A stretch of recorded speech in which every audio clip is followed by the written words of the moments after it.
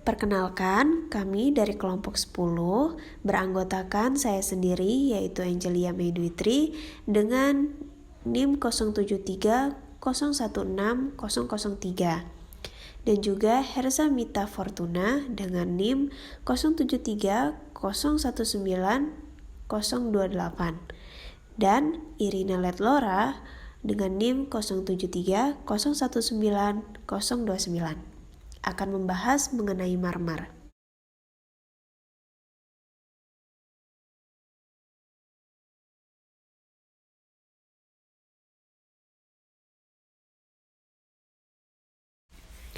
Marmer. Marmer merupakan jenis batuan yang mempunyai corak tertentu dan tergolong dalam jenis batuan metamorf. Sehingga apabila dilihat dengan mata, marmer ini seolah punya pola. Marmer biasanya berwarna coklat muda atau krem dengan campuran warna pola yang lainnya, seperti abu-abu, coklat tua, dan lain sebagainya. Karena keunikan batuan atau corak dari marmer ini menjadikan marmer banyak diburu untuk digunakan sebagai batu hiasan rumah.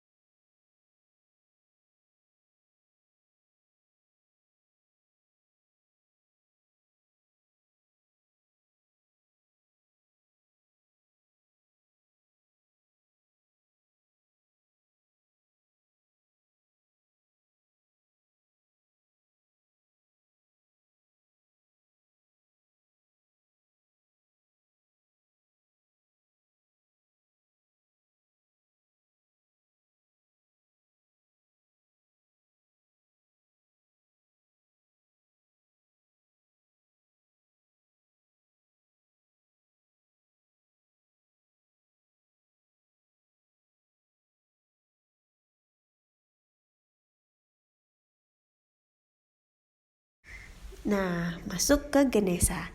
Kita akan membahas genesa marmer.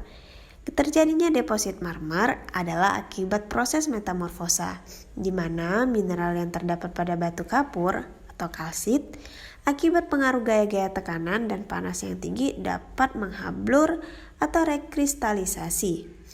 Akibat penghabluran tersebut, maka struktur asal dari batuan itu akan hilang dan terbentuklah batuan yang butirnya amat teratur dan dikenal dengan nama batu pualam.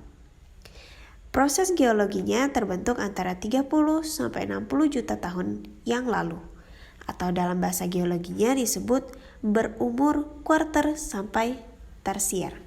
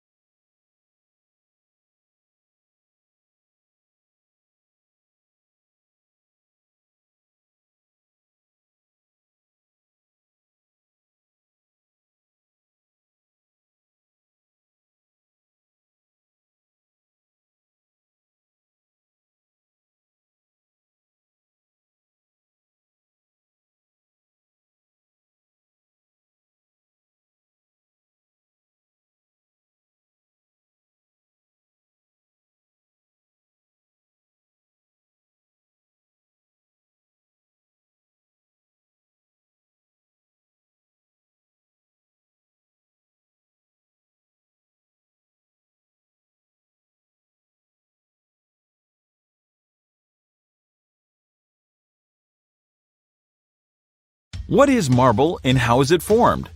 Marble is a metamorphic rock. It once was a different kind of rock and was then transformed by a change of circumstance. Before marble becomes marble, it is first limestone, which forms on the shores and floors of tropical seas. Limestone is the accumulation of shells, shelly fragments, microscopically tiny shells, and dissolved shells. Depending on the conditions at a particular beach or sea, limestone's shelly sediment may be punctuated with occasional layers of clay or lens of sand. But by and large, limestone is an assortment of shell remnants, which are made of mineral calcite. The tropical shoals that give rise to limestone do not stay peacefully indefinitely. Oceans are basically geologic conveyor belts. The ocean floor slowly spreads apart from the center and slips underneath continents, at the edges, gradually rearranging the map of the world. When a limestone seabed gets dragged down into the Earth's crust, the additional heat transforms the calcite grains and fuses them together tightly. The dynamic action of rock layers as they become buried, twisted, and shoved around causes the original flat-lying layers to bend, buckle, and swirl together. A rock in this heated state doesn't melt, it's simply warm and flexible, much like a chocolate bar left in your pocket. This process of heating and warping is responsible for marble's trademark aesthetic of gracefully flowing bands of color. The gray swirls in marble are simply clay layers that got folded, smeared, and refolded into the marble like a ribbon of chocolate infused throughout fudge ripple ice cream. This information is courtesy of Karen Kirk from Use Natural Stone, Tab Surfaces, and Use Natural Stone's Joint Education Initiative.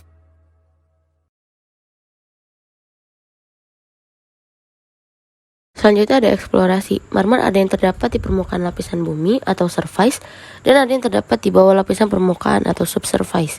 Untuk mengetahui besarnya cadangan satu tubuh marmer, maka biasanya dilakukan yang pertama, eksplorasi geofisika agar diketahui baik penyebaran horizontal atau vertikal.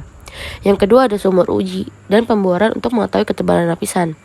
Yang ketiga, untuk mengetahui kualitas marmer, maka diambil sampel dan diuji laboratorium baik fisika maupun kimia secara mikroskopis.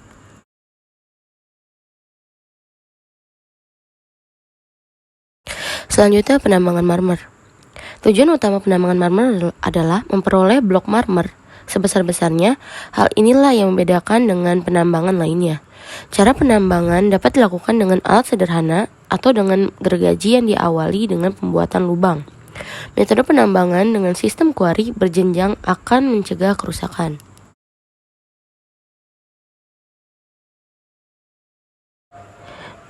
Selanjutnya ada pembersihan lokasi. Pembersihan lokasi merupakan serangkaian pekerjaan membersihkan permukaan kerja dari semak-semak dan batu-batuan yang ada maupun dari pepohonan dengan menggunakan tenaga manusia. Sedangkan untuk pembuatan jalan tambang dan permukaan kerja dengan menggunakan peralatan mekanis ekskavator yang berfungsi membersihkan lapangan atau tempat kerja dari batuan yang ada atau lapuk. Lapisan tanah penutup mengisi tempat-tempat yang berlubang yang dianggap dapat mengganggu aktivitas penambangan nantinya.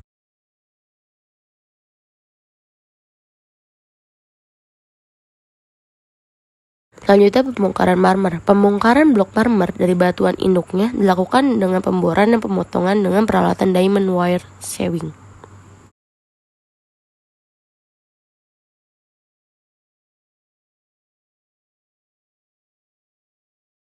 Pembuatan blok. Pemotongan dengan menggunakan diamond wire shewing.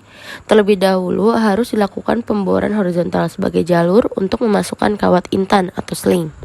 Dengan panjang kawat intan disesuaikan dengan keliling marmer yang akan dipotong. Pemotongan dengan menggunakan alat ini lebih fleksibel karena bisa dilakukan pemotongan searah dengan arah yang diinginkan dengan jangkauan kawat yang dapat diatur sesuai dengan keinginan. Pembuatan dan pengangkutan blok. Hasil penambangan marmer yang terlebih dahulu diperkecil sesuai dengan ukuran blok yang ditentukan oleh pabrik pengolahan, kemudian dikumpulkan dan dibuat di atas dump truck dengan menggunakan ekskavator untuk diangkut menuju stockpile yang ada di lokasi pabrik. Selanjutnya akan dijelaskan oleh Irina.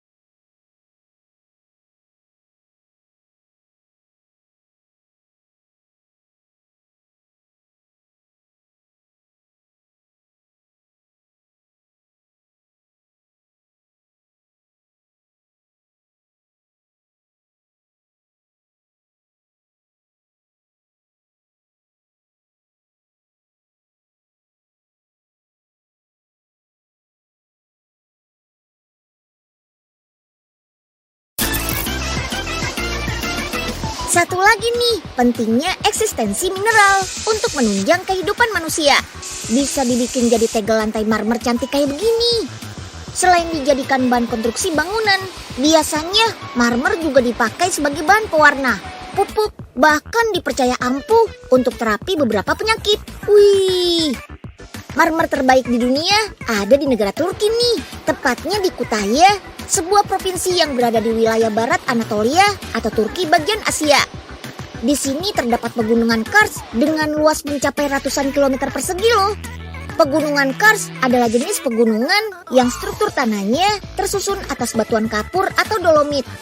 Jadi pantas saja kalau di daerah ini banyak penambangan batu marmer. Cara menambang batu marmer dengan memotongnya menggunakan kawat baja. Kawat bajanya sudah dilengkapi dengan diamond bead atau mata gergaji yang terbuat dari batu intan. Jadi batu sekeras apapun bisa dipotong dengan mudah. Potong ukuran sisi 2 sampai 3 meter. Batu marmernya jadi lebih mudah dibawa ke pabrik deh. Berbeda dari pabrik-pabrik yang ada di Indonesia, pabrik marmer di Kütahya ini sudah menggunakan beberapa mesin canggih loh.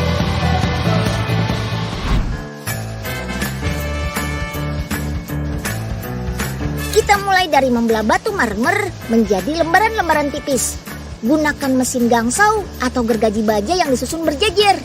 Gergajinya akan bergerak bersamaan seperti ini. Wih, langsung terbelah menjadi lembaran-lembaran marmer dengan ketebalan yang sama tuh. Untuk membelah satu buah batu ini butuh waktu sekitar 2-3 hari loh. Wah, lama juga ya. Biar debunya nggak berterbangan, siram dengan air ya. Tada! Ini dia hasilnya. Lembaran-lembaran marmer yang siap diolah. Wih, ada tangan robot yang membantu angkat lembaran marmer nih. Mesin akan membersihkan lembaran-lembaran marmer ini.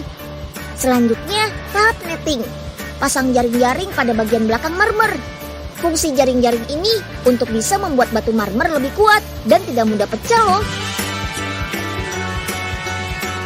Khusus untuk permukaan marmer, bagian depan cukup lapisi dengan cairan resin saja. Fungsi cairan resin ini untuk menutup pori-pori, lubang, dan retakan-retakan kecil pada permukaan marmer. Hasilnya, permukaan marmer menjadi lebih rata dan halus. Kalau ukuran lubang atau retakannya besar, bisa ditutup dengan menambahkan serbuk kapur. Marmer yang sudah dilapisi resin ini masih harus kita keringkan dengan pemanas. Sekarang potong batu marmer sesuai ukuran yang diinginkan. Untuk membuat lantai, maksimal ukurannya 90 x 90 cm. Mesin potongnya bekerja otomatis nih. Hasil potongannya benar-benar presisi. Mantap! Oke deh, lanjut poles batu marmernya. Untuk menghasilkan permukaan marmer yang halus dan mengkilap, butuh tahapan khusus dan lumayan panjang loh. Gosok dan kupas lapisan resin yang tidak rata pada permukaan marmer. Prinsipnya sama seperti menggosok batu cincin. Sip, permukaan marmer sudah benar-benar halus nih. Motif dan warna batu marmernya juga sudah terlihat jelas.